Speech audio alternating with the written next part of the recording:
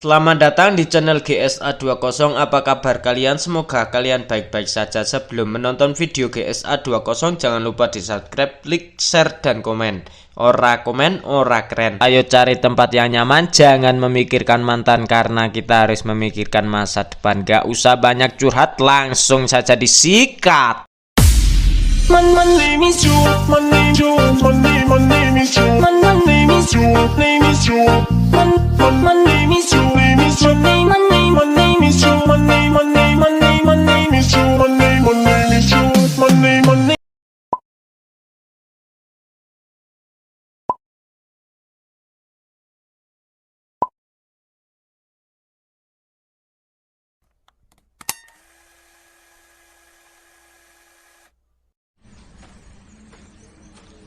这究竟是谁？你这蠢货，还 Kemudian si hitam menendang si merah dan si merah terjatuh. Si merah menakuti si hitam dengan berubah wujud menjadi besar.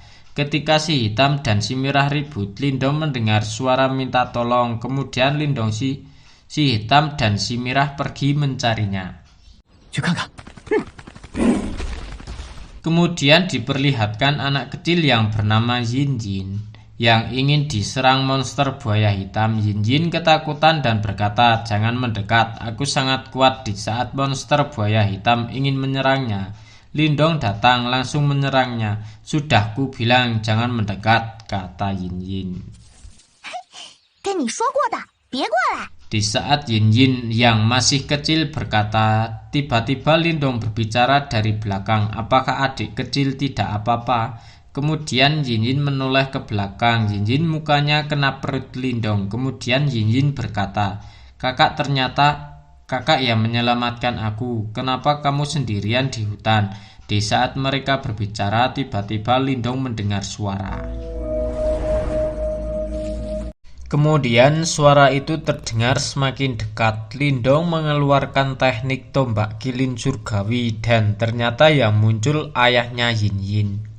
Kemudian Yinjin memanggil ayahnya yang baru datang bersama kakaknya. Kemudian Yinjin menghampiri ayahnya. Kakaknya Yinjin dan ayahnya cemas dengan putri kecilnya. Kemudian Yinjin memberitahu, "Kakak itu yang menyelamatkan aku." Kemudian ayahnya Yinjin melihat ke arah Lindong. 没事，是这个大哥哥救了我。 Jiang Kue marah. Kemudian ayahnya yang bernama Jiang Jie menghentikannya. Kemudian ayah Yinjin berterima kasih dan memperkenalkan diri.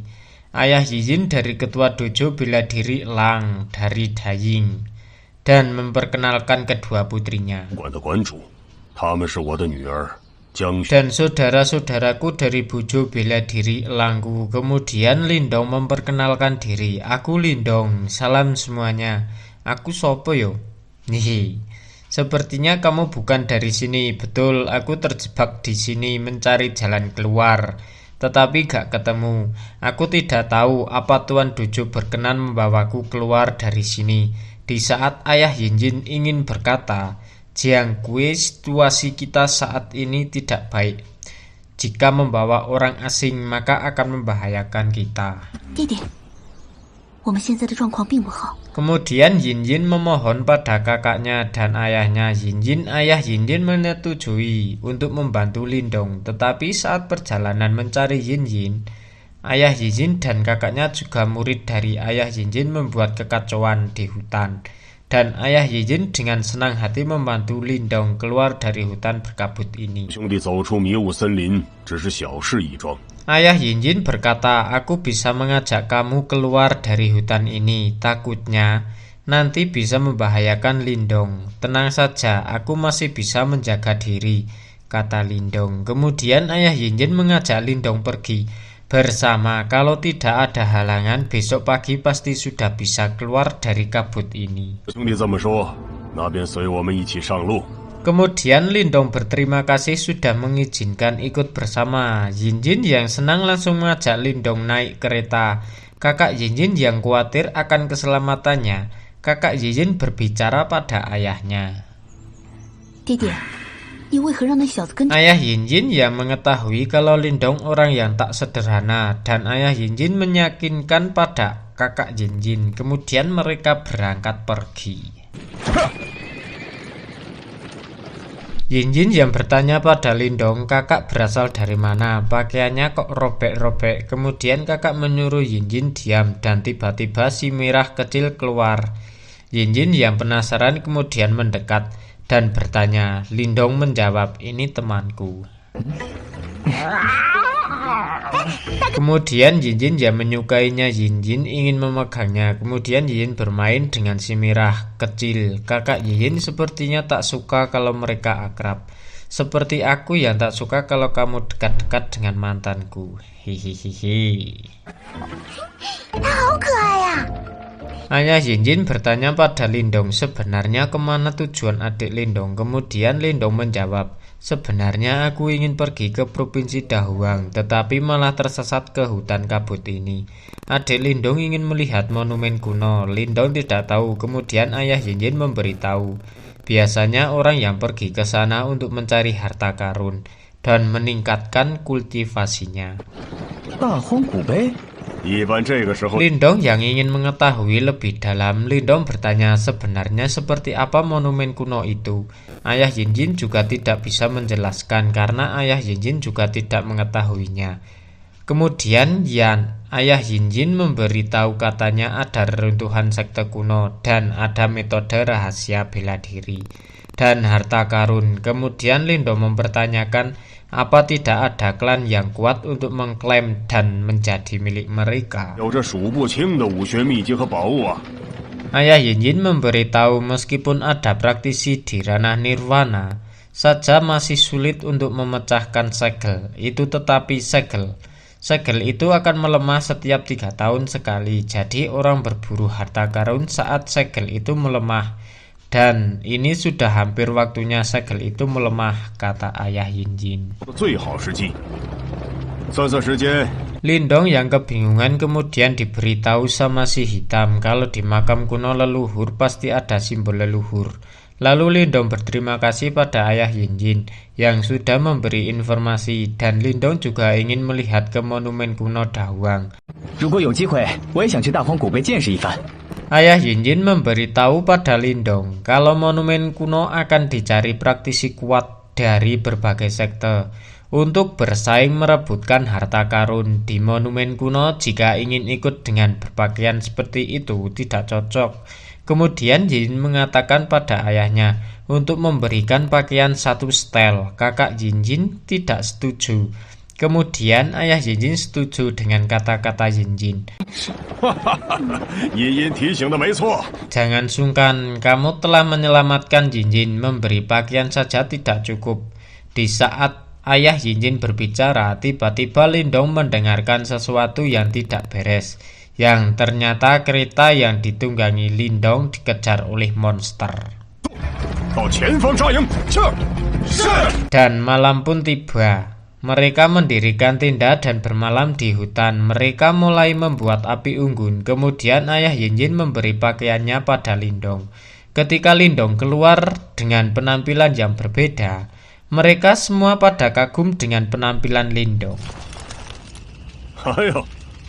Lindong berterima kasih pada ayah Yinjin. Kemudian ayah Yinjin berkata, tidak apa-apa. Lindong yang bingung ingin memanggil ayah Yinjin dengan sebutan apa. Kemudian Lindong menyebut ayah Yinjin dengan sebutan saudara Jiangli. Mereka semua berkumpul di api unggun. Ayah Yinjin memberikan anggur terbaik di kota Daying. Kemudian Lindong meminum anggur. Lindong yang belum pernah meminum anggur. Lindong tersedak dan batuk. Lalu ayah Yinjin menertawainya. Di saat mereka tertawa, tiba-tiba terdengar suara monster yang sedang mengaum. Kemudian Lindong bertanya pada ayah Yinjin, dan ayah Yinjin memberitahu Lindong saat di perjalanan. Ayah Yinjin tidak sengaja membunuh anak raja monster buaya panter atau monster buaya hitam. Di saat ayah Yinjin memberitahu Lindong, monster buaya ingin memangsa salah satu dari mereka. Kemudian kakak Yinjin yang mengetahuinya langsung memanah monster buaya hitam itu. Ketika mereka berhasil mengalahkan satu persatu monster buaya panter, kemudian datang Raja Monster Buaya Panter. Ayah Yinjin yang mengetahuinya tidak ada jalan lain selain melawannya. Kemudian Ayah Yinjin mengajak teman-temannya untuk melawan monster buaya panter. Yinjin yang tak mau kalah juga mau ikut bertarung. Tetapi Yinjin tak diizinkan oleh ayahnya. Kemudian Ayah Yinjin menyuruh Lindong untuk menjaganya. Baiklah, tenang saja, kata Lindong. Lalu Ayah Yinjin menyuruh teman-temannya untuk menyerang dan mereka langsung menyerangnya, dan Yinjin yang mau ikut menyerang ditahan sama Lindong.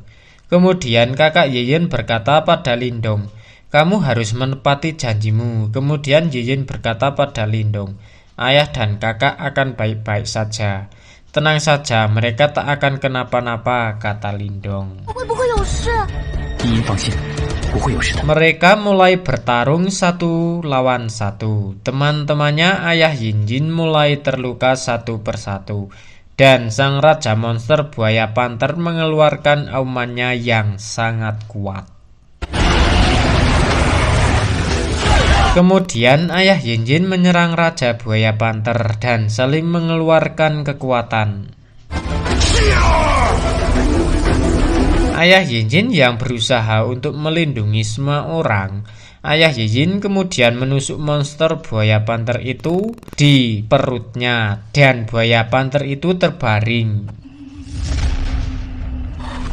Di saat mereka berteriak bahagia, tiba-tiba datang lagi monster buaya panter ingin memangsa kakak Yinjin, dan Ayah Yinjin berlari menolong kakaknya Yinjin, dan tiba-tiba monster buaya panter yang tadinya sudah mati kini hidup kembali. Ketika Ayah Yinjin ingin menolong kakak Yinjin, kemudian ekor si buaya panter langsung menyerang Ayah Yinjin dan Ayah Yinjin terjatuh. Kemudian kakak Yinjin menghampiri Ayah Yinjin. Di saat mereka berdua bersama, buaya panter langsung mengeluarkan kekuatannya.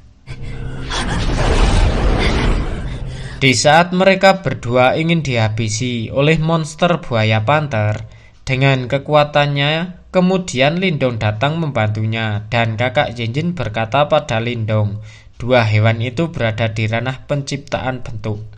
Lindong berkata, cepat bawa pergi saudara Jiang terluka.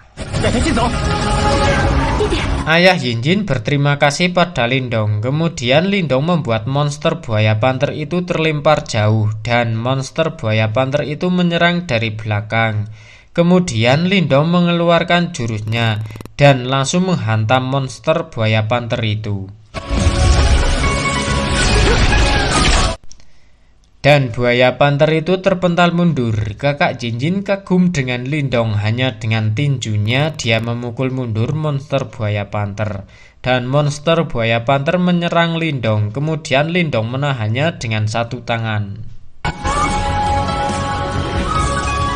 Monster buaya panter yang tak mau kalah, kemudian monster buaya panter menggabungkan kekuatan untuk menyerang Lindong. Kemudian Lindong mengeluarkan tapak iblis prasasti emas untuk menahannya dan kekuatan kuat saling berbenturan.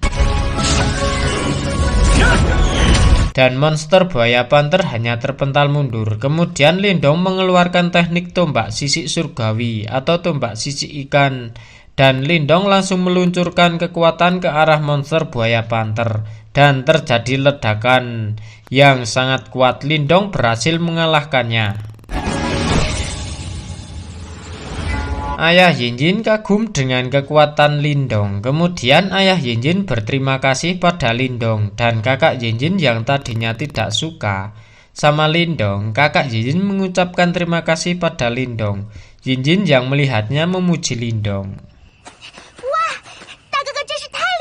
Ayah Yinjin terus saja berterima kasih. Jika tidak ada adik Lindong, kami akan kesulitan menghadapi Raja Monster Buaya Panter. Sekarang sudah tidak ada hambatan lagi untuk keluar dari hutan ini. Lindong yang kecapean masih tidur dalam kereta. Yinjin terus memuji Lindong dengan dua gerakan bisa membunuh Raja Buaya Panter. Kakak Yinjin yang tidak suka dengan Lindong berkata pada Yinjin, "Sudah berkali-kali kamu membicarakan itu. Jangan ganggu istirahat kakak." Waduh, jangan-jangan sudah mulai jatuh cinta nih. Hihi. Kemudian ayah Yinjin memberitahu Lindong kalau sebentar lagi keluar dari hutan berkabut. Lindong 小兄弟，我们马上。 Dan akhirnya yang ditunggu-tunggu sampai juga bisa keluar dari hutan kabut. Lindong kemudian turun dan merasa lega. 我们到了。 Kemudian ayah Yinjin memperlihatkan disinilah tempat latihan dojo bela diri Elangku. Mari pulang ke rumah. Lindong yang mengetahui kalau ini provinsi Dahuang. Kemudian ayah Yinjin memberitahu kalau ini perbatasan provinsi Dahuang. 不错，这里已经是大荒郡。 Lindong yang bertanya pada ayah Yinjin lewat mana agar bisa ke monumen kuno. Ayah Yinjin tertawa, monumen kuno Dahuang berada di tengah-tengah gurun ini. Kemudian Lindong berpikir perjalanan selanjutnya akan lebih sulit. Ayah Yinjin memberitahu Lindong tidak mudah untuk melewati gurun itu. Lebih baik istirahat dulu di rumahku beberapa hari dan juga bersiap-siap untuk berangkat. Lindong yang merasa merepotkan ayah Yinjin. Kemudian ayah Yin berkata, tidak sama sekali merepotkan, justru kami berterima kasih sudah menyelamatkan nyawa kami. Dan kami tidak bisa membuat Lindong lama tinggal di sini, kata ayah Yinjin. Yinjin merasa senang karena Lindong mau menginap di rumahnya dan Yinjin bisa bermain dengan si merah kecil dan kakak Lindong. Semuanya orang tertawa bahagia dan tiba-tiba ada orang yang memanggil. Kemudian ayah Yinjin marah karena ayah Yinjin tidak suka dengan kata luosan yang sok akrab. Kemudian luosan berkata,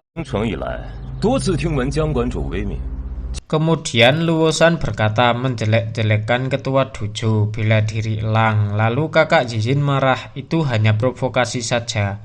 Kemudian luosan memberi surat tantangan yang ditulis oleh ayahku. Aku penasaran ketua dojo apa punya keberanian. Besok akan ada pertarungan hidup dan mati, kata luosan. Untuk menentukan hasilnya di arena, kenapa ketua dojo diam saja, tak ada jawaban. Apa mungkin ketua dojo takut, kata luosan. Kemudian ayah Yinjin mengambil surat dengan berkata, ya sudah waktunya menentukan hasilnya. Kemudian luosan berkata pada kakak Yinjin, kalau luosan punya perasaan yang mendalam pada kakak Yinjin. Setelah pertarungan besok mungkin bela diri Elang tak ada lagi, kata luosan. Menang kalah belum bisa ditentukan. Tuan Luo atau ayah luosan, jangan terlalu percaya diri, kata ayah Yinjin. Kemudian Yinjin menggunakan ketapelnya dan mengenai kepalanya. Kemudian luosan marah. Di saat luosan mau menarik Yinjin, kemudian tangan luosan dihentikan oleh Lindong.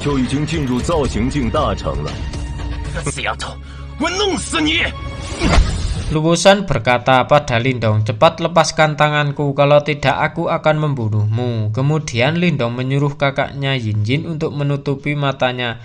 Dan Lindong langsung melempar luosan, kemudian pengawalnya mendatangi luosan. Kemudian luosan menyuruh pengawalnya untuk menyerang Lindong, dan Lindong dengan mudah membuat mereka terlempar. Ini masalah bela diri Elang dan Elang darah. Kenapa kamu ikut campur, kata luosan. Kemudian Lindong menjawab, aku murid dari bela diri Elang. Lalu ayah Yinjin berkata, tentu saja dia tidak terima kamu menghina dojo bela diri Elang kami. Luosan terus saja mengoceh Lindong yang tidak tahan mendengar ocehannya. Lindong kemudian menghajar luosan hingga terpental jauh. Luosan berkata dengan rasa lemas, kalian tunggu saja, kata luosan.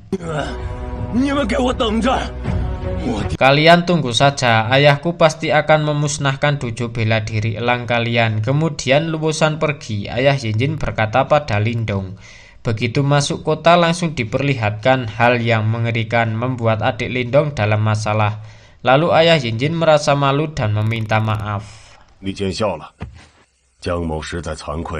Tolong jangan menyalahkan diri sendiri, akulah yang tadi melukai Luosan, kata Lindong. Sepertinya elang darah tak akan melepasnya begitu saja. Jika memerlukan bantuan dariku jangan sungkan, katakan saja, kata Lindong.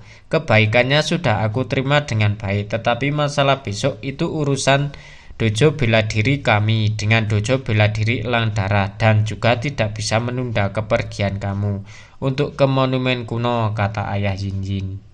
武馆之间的恩怨，不能再耽误你去大。 Di saat ayah Yinjin dan Lindong berbicara, kemudian kakaknya Yinjin mencari ayahnya, lalu ayah Yinjin berpamitan pergi dan gak mau mengganggu istirahatnya. Aku ingin bersiap-siap untuk pertarungan besok, kata ayah Yinjin. Kemudian Lindong memberi semangat dan juga mendoakannya semoga berhasil. Ayah Yinjin berterima kasih pada Lindong. 多谢小兄弟吉言。 Kemudian ayah Yinjin pergi bersama kakaknya Yinjin. Lalu si hitam keluar meminum anggur. Karena rasanya yang gak enak, jadi si hitam gak jadi minum. Kakaknya Yinjin berkata pada ayahnya, pertarungan besok antara hidup dan mati, lebih baik ayah tidak usah pergi. 生死斗，您还是不要去了，眼下。 Kakaknya Yinjin memberitahu kalau ketua dojo elang darah sudah mencapai di ranah tingkat lanjut, sedangkan ayah Yinjin di ranah penciptaan bentuk tahap awal. Tetapi ayah Yinjin tetap ingin pergi. Jika tidak pergi, maka reputasi bela diri elang akan turun. Jika ayah pergi, kemungkinan akan mati, kata kakaknya Yinjin. Atau Kun-er. Pergi atau tidak itu sama saja, pasti ketua elang darah tak akan melepaskanmu. 我若不去，血就无。 Jika aku kalah besok, bela diri elang pasti akan dibubarkan. Kamu bawa Yinjin pergi jauh dari sini dan lakukan penyamaran, kata ayah Yinjin. Kemudian Kun-er menjawab, kita masih bisa cari bantuan, pasti Lindong akan membantu kita. 我们可以找帮手啊，灵动他。 Lindong telah banyak membantu, jangan merepotkan dia lagi. Sudahlah, sudah, aku putuskan tak akan menariknya lagi, kata-kataku. Cepatlah kamu beristirahat. Kemudian ayah Yinjin pergi dan Lindong mendengarkan perkataan mereka dari kejauhan. Lindong yang mendengarnya berjalan ranah penciptaan bentuk tahap lanjut, kekuatan yang mirip dengan Wang Yan. Lindong berjalan ke arah tempat tidur dan melihat si hitam yang sudah tidur. Kemudian Lindong berlatih. Di saat Lindong berlatih, tiba-tiba Kun-er datang menemui Lindong. Kenapa Nona datang malam-malam, kata Lindong. Kemudian Kun-er berkata, apakah Lindong ingin memenuhi permintaanku, kata Kun-er. Katakan saja, kata Lindong. Kun-er mencemaskan pertarungan besok ayahnya. 姑娘请讲。 明日的生死斗。 Terima kasih sudah menonton video channel GSA20. Kalau ada kata-kata yang salah, GSA20 minta maaf yang setulus-tulusnya dan tunggu video selanjutnya. Jangan lupa di subscribe. Terima kasih.